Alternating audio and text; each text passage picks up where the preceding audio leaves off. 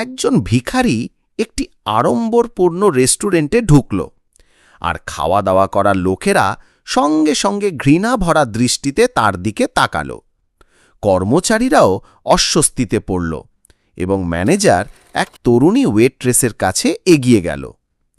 Manager আদেশ দিল, ওই নোংরা লোকটাকে বের করে দাও, আমাদের ইমেজ নষ্ট হওয়ার আগে। ওয়েট্রেস দ্বিধাগ্রস্ত হয়ে পড়ল, ভেতরে ভেতরে অস্বস্তি বোধ করছিল।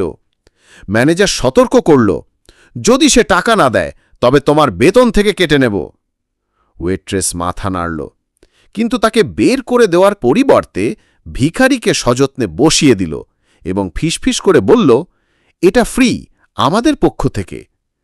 ভিখারি মুচকি হাসল এবং চুপচাপ খাবার উপভোগ করল। পুরো সময় জুড়ে ম্যানেজার বারবার রেগে তাকাচ্ছিল এবং ওয়েট্রেসকে বকছিল যে সে সময় নষ্ট করছে, কিন্তু ওয়েট্রেস শান্তই থাকল। খাওয়া শেষ হলে ভিখারি ম্যানেজারের কাছে গেল। ম্যানেজার জিজ্ঞেস করল, টাকার কি হল?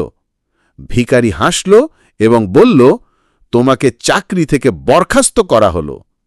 ম্যানেজার হেসে উঠল, তুমি নিজেকে কি মনে করো? এই রেস্টুরেন্টের মালিক আমি।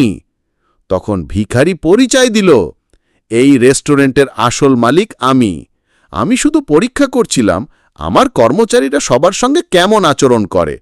এই ওয়েট্রেস এখন থেকে তোমার নতুন ম্যানেজার।